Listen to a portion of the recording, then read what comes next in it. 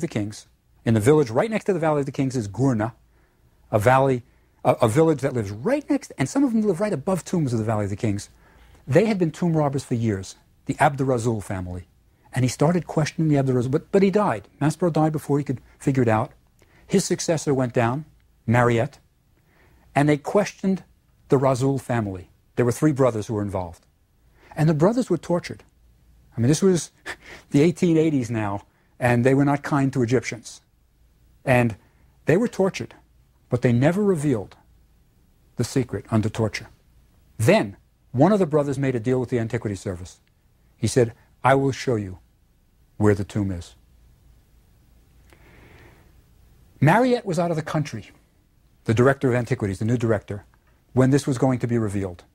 His assistant was sent to Thebes, and the Razul brothers took them up a cliff near the Valley of the Kings, very close to the Valley of the Kings, walked high up near Hatshepsut's Dir al-Bahari temple, and there was a shaft going down about 30 feet.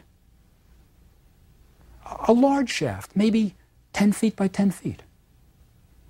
And they lowered the assistant down into the shaft. His name was Brugish. Down into the shaft. And then there was a cavern going in, like a tomb in the Valley of the Kings. And when he saw what was on either side of the cavern, he didn't understand what he was looking at. He couldn't figure it out. It was packed with coffins. On either side, leading all the way to the back. And what he couldn't figure out, now this was an Egyptologist who could read hieroglyphs. He started reading the names on the coffins. This is where all the great kings of Egypt were buried. For example, Ramses the Great, a pharaoh of the 19th dynasty, he was there. Thutmosis III, the nephew of Hatshepsut, for whom she was regent, he was there. There were kings and queens of all kinds of dynasties, of the 21st dynasty, of the 20th dynasty. It was as if in the same tomb you found George Washington buried with Abraham Lincoln, buried with Coolidge. It didn't make any sense. How did kings and queens of different periods come to be buried in this one tomb? He just couldn't figure it out. I'll tell you the answer. We do know now, no. We know. At some point in Egyptian history, we know exactly when, the 21st dynasty, Egypt had declined somewhat.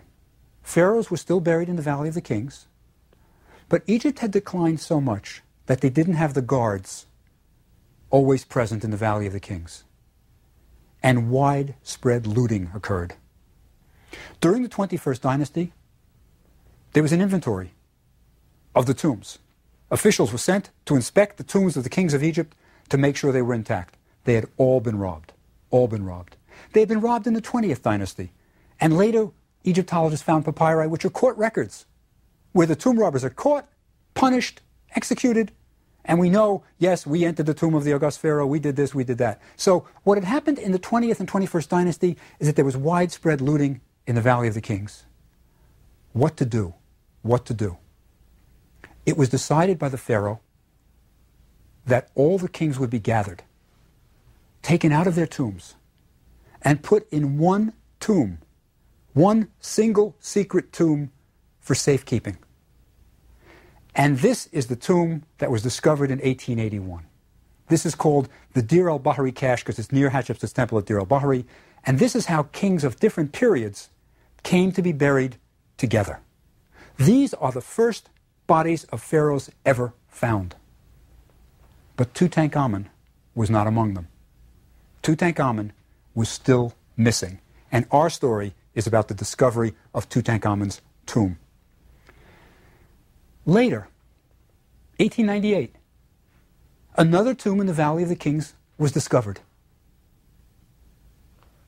The tomb of Amenhotep II.